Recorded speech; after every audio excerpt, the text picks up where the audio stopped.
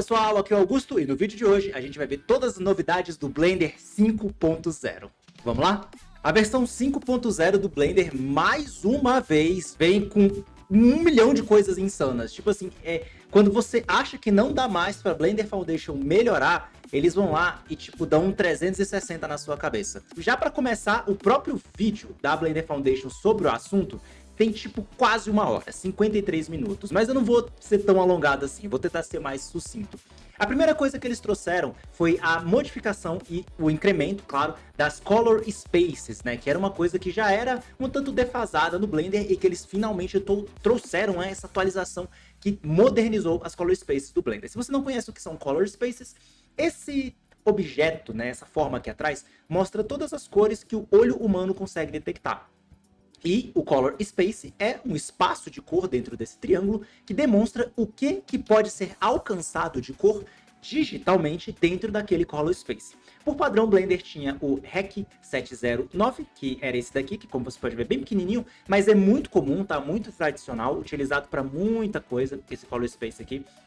Tipo, câmeras DLSR tinham esse Color Space que é normal, não era como se o Blender fosse extremamente inferior, isso aqui era tipo tradicional. Só que, quando se trata de cinema, quando se trata de tipo, pegar uma coisa profissional mesmo, para fazer assim a nível Hollywood, aí um espaço de cor maior te dava mais flexibilidade, porque você poderia saturar mais ou menos alguma cor, tinha uma cor que você pegava mais que a outra, enfim. Eles trouxeram novos espaços de cores enormes, como por exemplo os dois Aces, né, o 1.3 e o 2.0, o REC 2000, perdão, o REC 2100 PQ e o REC 2100 traços, que é esse daqui, e você vai ver todos eles dentro do Blender, você pode selecionar um por um. E, tipo assim, eles permitem que as cores naturais se distribuam naturalmente, ou seja, você vai ver como se fosse no mundo real mesmo. Vai trazer mais realismo. Por exemplo, no bom e velho REC 709, você vê que tem aquele tintzinho, né, de enferrujado, meio bronze, aqui nesse objeto metálico, mas não se distribui tanto. Por quê? Porque essa cor que tá aqui, ela não tá disponível aqui nessa quina. Se você olhar, é uma cor que tá exatamente aqui, ó, nessa parte que o REC 709 não alcança. Entretanto, quando você utiliza o REC 2020, você vai ver que como essa cor agora está presente dentro desse triângulo aqui, ela também é disseminada pela cena de maneira mais natural, ou seja, deixa o teu render mais realista, mais acurado, né? Mais preciso. E isso daqui é muito bom para quem quer trabalhar com alta fidelidade, principalmente pessoas como eu, que trabalham com renderização para arquitetura, mas também a galera do cinema e tudo mais. E aí que tem a loucura, isso aqui foi inesperado. Não só você pode mudar isso daqui no seu Color Management, dentro do menu do Blender, como você também pode utilizar um Node de Convert Color Space para converter de um Color Space por outro e até para salvar o teu render em diferentes Color Spaces. Isso é insano, porque vai permitir que você tenha a mesma renderização sendo salva em múltiplos formatos de Color Space diferentes para você trabalhar, para você testar, para você ver qual é a melhor. Então, assim, muita flexibilidade eles terem feito esse macete, né, de ter colocado isso daqui no Node. Para mim foi sensacional. O céu não é o limite, é o slogan que eles utilizaram para falar sobre a atualização da Sky Texture do Blender. No Blender 4.5 para trás, você ia observar que a Sky Texture dava esse efeito aqui na luz. A luz era um pouco amarelada demais, era como se o pôr do sol estivesse sempre muito marcado. A razão para isso é uma coisa chamada Single Scattering. Esse scattering, ou espalhamento, era o espalhamento da luz mesmo. Quando a luz batia no horizonte, ela fazia um espalhamento único, singular, fazendo com que a cor da luz do sol fosse predominante. Entretanto, eles trouxeram agora o Multiple Scattering, que distribui essa coisa da luz, ou seja, ela se espalha múltiplas vezes por dentro da atmosfera terrestre, dando a sensação de uma luz fotorrealista, ou seja, simulando de maneira mais precisa o céu real. Então, se a gente vier aqui no Blender 4.5, né, que é a versão antiga, se você colocar aqui em World, clicar aqui em Color e colocar bem aqui em Sky Texture, na hora que a gente colocar para renderizar, você vai ver que ela vai ficar com esse aspecto meio amarelado, né? É sempre bom reduzir um pouco essa strength aqui para 0.1, por exemplo, só para a gente ver o disco do sol. Não olhe para o sol, tá? Isso pode queimar a tua retina, então não faça isso. Mas aqui no Blender pode, porque é só uma bolinha. Mas percebe esse amarelado? Isso daqui é o que não é fotorrealista, principalmente quando você desce a elevação do sol ali para valores abaixo de 0. você tem esse Golden Hour extremamente forçado. Não é assim que a luz do mundo real funciona. Mas aqui dentro do Blender 5.0, você vai ver que aplicando a mesma Sky Texture, já no modo Multiple Scattering, quando eu colocar em modo renderizado, voilá, a luz ela já vai estar se comportando exatamente como você espera que ela se comporte no mundo real, distribuindo e passando mesmo ali pela atmosfera, dando esse efeito de céu que, convenhamos, gente, tá extremamente convincente. E a melhor parte é que, quando você descer a elevação, que o sol passar do pôr do sol, você não vai ter esse amarelado estranho do Blender antigo. Você vai ter um Golden Hour apropriado, tendendo no roxo na beira do horizonte, meio rosado, e o céu azulado, nos dando o quê? A boa e velha Blue Hour, que é o pós-pôr do sol, né? Que a gente utiliza muito para fazer renderizações de Blue Hour, que é bonitão, aquele céuzão azul e tal. E, tipo assim, tá ao alcance de poucos cliques fazer isso daqui. Então a gente não precisa mais fazer um macete maluco que eu fazia, que era um macete do ozônio, né? Eu jogava o ozônio aqui no alto, em valores assim bem absurdos, para poder fazer esse céu azul da Blue Hour. Isso aqui não é mais necessário. Ele agora tem um Blue Hour muito mais realista, muito mais coerente, que você pode estar utilizando direto na Sky Texture do Blender. Agora, vamos ser sinceros, tá faltando aqui o quê? Tá faltando nuvem, né? Sistema de distribuição de nuvem automático dentro dessa Sky Texture, e tá faltando as estrelas. Então, assim, tá ficando bom, mas tomara que a Blender Foundation já pense em trazer isso no futuro, né? Porque assim, convenhamos, as estrelas são só, tipo, as mesmas no céu praticamente o tempo todo, então, né? Vamos trazer as estrelas, né, Blender? Vamos trazer umas nuvens. Essa daqui foi uma atualização que me surpreendeu muito. Eles trouxeram a possibilidade de você ter um Radial Tiling, ou uma distribuição radial de uma textura. Ou seja, você pode pegar uma textura quadrada, como essa textura aqui, clicar na opção de distribuição radial e automaticamente você pode fazer ela ficar girando de maneira seamless, né? Então assim, antes, para você poder fazer esse efeito aqui, ou você fazia um hack muito doido com as texturas, né? Ou você pegava uma textura que tinha esse aspecto arredondado, né? Para poder colocar aqui e fazer ela no Blender. E agora não, agora você simplesmente tem um node que faz isso para você. Simplesmente sensacional. Na parte de baking, muita coisa foi modificada e o Multi-Resolution Baking, né, do Modifier, ele foi melhorado dramaticamente. Então, se você faz baking de texturas no Blender, você vai perceber que o baking está bem diferente e que os addons que fazem baking também vão estar ali com o seu menu meio estranho, porque eles ainda podem não estar atualizados dependendo da data em que você esteja assistindo esse vídeo. Então, o baking ali pode estar esquisito por enquanto, mas ele foi melhorado. Foi adicionado aqui o suporte a Vector Displacement, por exemplo. Foi adicionado suporte para faces N-Gone, que são faces com mais de 4 lados, né? Várias melhorias na interpolação das UVs, que agora casa com o Subdivision Surface Modifier, além da melhoria de vários bugs, né? E também melhora de performance no geral, que você pode estar vendo aqui. E então, assim, para quem faz baking, isso aqui vai ser revolucionário, só que vai ter que esperar um pouquinho para os addons se adaptarem, né? Porque os addons que davam auxílio ao baking agora vão ter que casar com esse novo workflow. Essa daqui é uma muito louca. Eles colocaram agora a Repeat Zone, que é uma feature do Geometry Nodes, dentro do shader do Blender. Ou seja, você consegue fazer uma zona de repetição do mesmo processo dentro de um shader, criando materiais que repetem o mesmo padrão. Por exemplo, criando materiais fractais, que é o que eles estão mostrando aqui na tela. Então, só para você ver o exemplo do que ele dá, tem aqui um cubo que ele simplesmente aplica esse Ray Mesh, que ele se repete algumas vezes, e ele cria esse material psicodélico, fractal, muito louco, apenas com esse node que ele criou. E então, assim, você consegue fazer efeitos inimagináveis, né? Ou melhor, imagináveis, se você souber do que está falando, com essa nova feature, repetindo o mesmo padrão de novo e de novo dentro dessa zona. É uma coisa que já tinha no Geometry Nodes e agora está disponível também nos shaders de materiais, para você fazer materiais ainda mais interessantes e mais complexos com mais facilidade.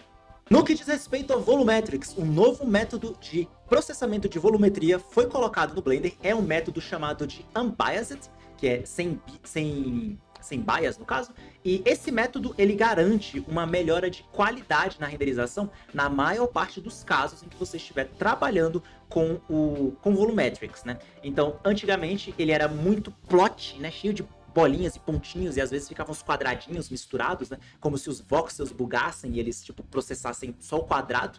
Ficava com mais ruído também, então tinha menos desempenho. E agora tem menos ruído, tem mais desempenho e ele funciona melhor no geral, tá? Entretanto, gente, caso, tipo, isso aqui dê pau no que você estiver fazendo, essa coisa do Volumetrics, você pode só clicar em Bias e você pode voltar para o padrão original. Então, caso você esteja fazendo alguma coisa que o seu Volumetrics fique feio, é só clicar e tentar usar o antigo. Mais uma melhoria de Subsurface Scattering. A minha pergunta é, qual é a atualização do Blender que não tem melhoria de Subsurface Scattering, né? Tipo, todas têm.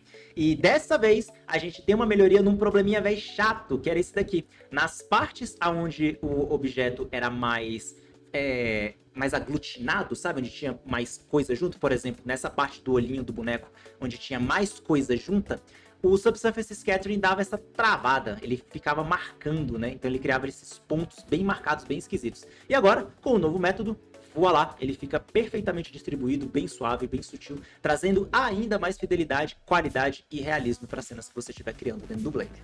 Foi adicionada agora também uma opção no Principal Shader chamada Metallic Thin Film Iridescence. Isso daqui traz pra gente a possibilidade de você criar efeitos metálicos de processos que ocorrem com metal, tal como oxidação, anodização e outras coisas, né, que podem acontecer com metal que causam esses efeitos aqui.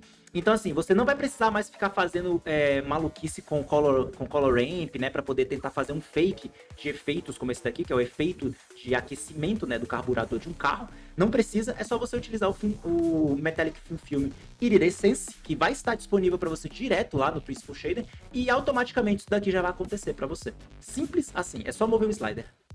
Depois de anos, eu acredito que mais de uma década, finalmente o Subdivision Surface Modifier com o método adaptativo não é mais uma feature experimental. Agora ele é 100% algo de dentro do Blender, considerado algo estável, pronto para ser utilizado sem dor de cabeça, né? Antigamente ele já era de boa, né? Eu não sei porque eles ficavam aqui mantendo aquela coisa no experimental, tipo, foram anos deixando a Subdivision Surface adaptativa no modo experimental.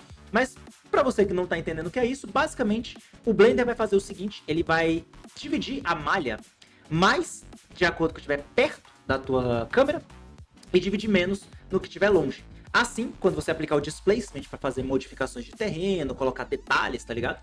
O que vai acontecer é que ao invés, né, de você subdividir tudo e bugar o Blender inteiro, porque todos os cantos têm a mesma quantidade absurda de subdivisões, você vai ter mais subdivisões apenas onde a câmera tá e menos onde a câmera não tá. E perceba que isso ocorre por frame, ou seja, cada vez que a câmera se move, ele refaz a subdivisão, e isso vai garantir que essa otimização ocorra também em animações, né? Já era assim antes, mas eu tô aqui só mostrando para você que ela funciona em tempo real na viewport, se for o caso, tá? Então, já era assim que funcionava, ela só deixou de ser experimental, ela agora é realmente integrada dentro do Blender de maneira normal, não tem que ficar ligando o botão para ela funcionar, é só clicar lá, adaptativo, e segue a vida.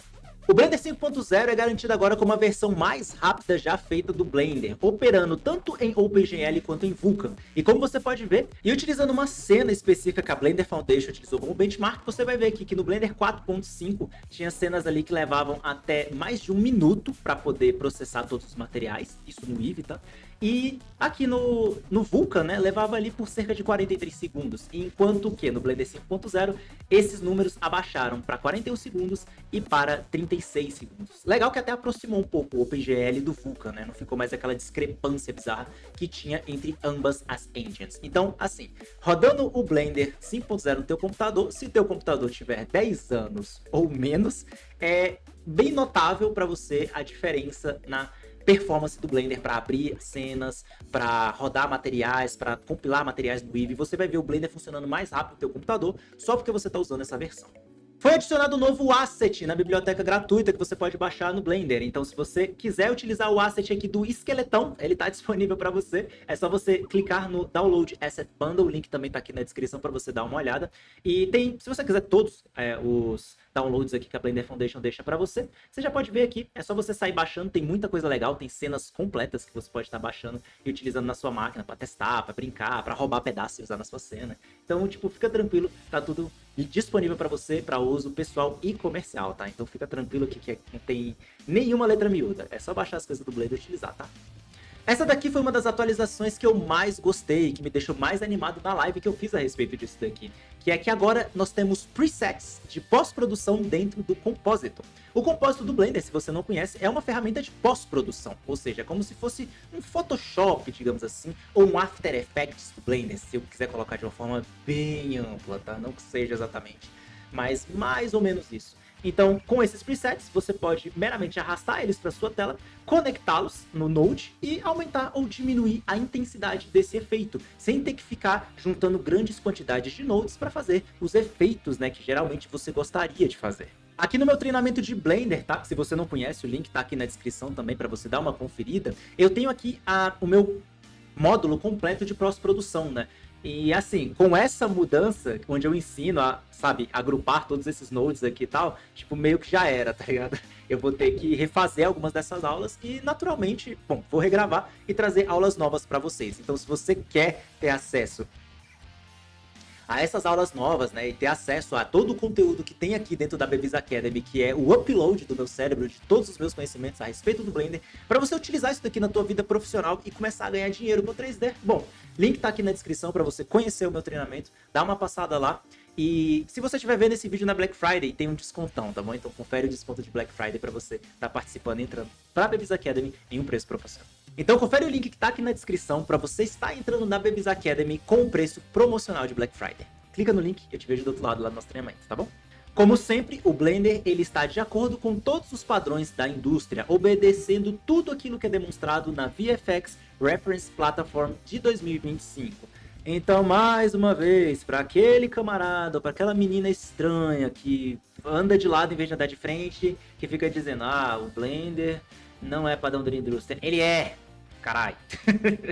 Ele é padrão da indústria, porque se ele não fosse, ele não seguia os padrões da indústria, tá ligado? Ele realmente segue o padrão da indústria exatamente porque se ele não seguir os padrões da indústria, se ele não for padrão da indústria, as pessoas não conseguem utilizar. Você não consegue utilizar, eu não consigo utilizar. Então, assim... Objetos do Grease Pencil agora tem a possibilidade de funcionar com Motion Blur, que era uma opção que não tinha antes, né? Então você pode agora dar Motion Blur em objetos 2D. As quinas de objetos do Grease Pencil também agora podem ser modificadas, como você pode ver aqui, ó, você pode deixar a quina redonda, a quina pontuda ou a quina quadrada, né? É um pequeno detalhezinho, mas que quando você está falando de trabalho em 2D faz muita diferença.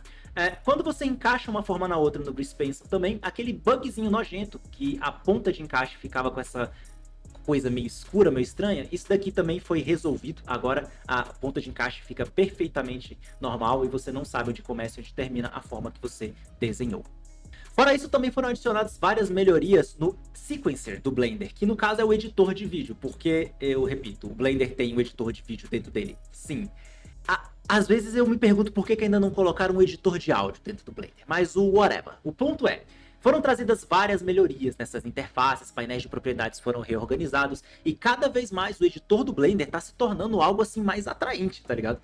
Tá me dando até vontade de testar ele de vez em quando, ao invés de ficar só no DaVinci Resolve, né? Que é o que eu uso geralmente para poder fazer tantos vídeos do canal, quanto para entregar trabalhos de animações para os meus clientes.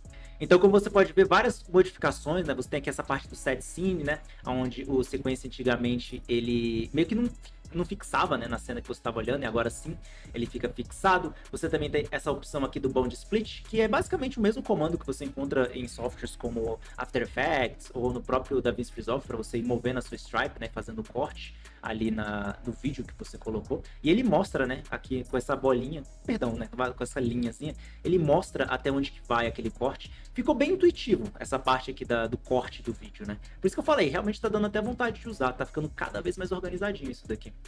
Além também de você ter a possibilidade de organizar, né, o teu tempo. Você pode mostrar tanto por frame quanto por segundos. E aqui você meio que marca o teu snap, né, de frames, segundos e tal. Ficou bem intuitivo, bem legal de você organizar e deixar a tua viewport rodando do jeito que você quer, né? Se você quer por segundo, se você quer por tempo, por minuto. Você faz do seu jeito aqui e organiza o teu snap da forma que você quiser. É bem interessante. Aí essa parte aqui foi que eu fiquei surpreso, eu não esperava que eles pensassem nessa. Eles simplesmente pegaram os nodes do Compositor e permitiram que você utilize os nodes do Compositor diretamente nos vídeos que você estiver editando dentro do Image Sequencer, né, do Sequencer do Blender. Então assim, 2 coelhos, uma cajadada só. Você quer um filme grain, você pode colocar no Compositor, ou você pode vir no seu Sequencer e colocar nele também, que tá tudo certo, funciona do mesmo jeito. Novos modifiers chegaram para essa versão do Blender e um deles, que é o mais interessante, é o novo Array Modifier, que ele vem com alguns gizmos que você pode utilizar para poder ir mexendo na tua cena, fora que ele tem várias opções de randomização, você pode distribuir em círculo, você pode aumentar e diminuir a contagem, o alinhamento, tudo pode ser modificado de maneira muito simples e intuitiva, ao invés de você ter que ficar fazendo todo aquele Yu-Gi-Oh, né, de pegar o Array, jogar numa curva para poder fazer a coisa do jeito que você quer. No próprio Array, você já pode também modificar o tamanho dos objetos, randomizar o tamanho dos objetos, randomizar a escala dos objetos. Então esse modifier ficou simplesmente insano. O sistema de visualização de UVs do Blender 5.0 foi, assim, atualizado de maneira fenomenal. Tudo foi alterado. Então agora você não tem mais aquele problema de você clicar num vértice e ver 4 coisas diferentes. Quando você clica numa coisa, você vê exatamente o que você está clicando aqui na outra tela. Tudo foi melhorado para que essa parte de UVMap ficasse muito mais simples e intuitiva, ao invés de ficar aquele caos de coisas que você não sabia se você estava ou não estava selecionando na versão antiga. Lembrando que o Blender também tem a Extensions Platform, que é uma plataforma de extensões onde você tem mais de 700 add-ons gratuitos que vão te ajudar muito a trabalhar com Blender. Então, se você quer estar utilizando o Blender e precisa de uma extensão para trabalhar com um workflow específico, basta você procurar aqui o extensions.blender.org e achar a extensão que você precisa. Por exemplo, você é um pobre coitado que por alguma razão ainda fica apanhando da Autodesk utilizando 3ds Max e você quer importar os seus trabalhos do Max para o Blender. Então você pode simplesmente digitar Max aqui na busca e encontrar o addon Import Max to Blender para poder trazer as suas coisas do 3ds Max para dentro do Blender e parar de sofrer igual um trouxa na mão da Autodesk. Também houveram várias melhorias na parte de realidade virtual do Blender, então se por alguma razão você é 1% safadão, que é o safadona que está utilizando o Blender em VR, saiba que foram melhoradas várias coisas, principalmente para evitar aquela motion sickness, né, para não dar aquela tontura enquanto você estiver utilizando o Blender. Tirou aquela coisa daqueles flickers esquisitos de Z-Fighting e tudo mais. A navegação está muito mais smooth, muito mais tranquila. Tem um pouquinho de vignette nas bordas, né, que é exatamente também para evitar essa sensação ruim de dar até vontade de vomitar, sabe, quando você está mexendo no negócio. Ou seja, Blender no VR tá bom também. E fora isso, tem uma cacetada de outras coisas que foram melhoradas também em todos os sentidos do Blender, mas que se eu for trazer tudo para vocês aqui nesse vídeo, a gente vai ficar conversando por mais do que a 1 hora do vídeo oficial da Blender Foundation. Então vou deixar o link aqui na descrição para você dar uma olhada nos detalhes dessa atualização, caso você queira saber mais sobre ela.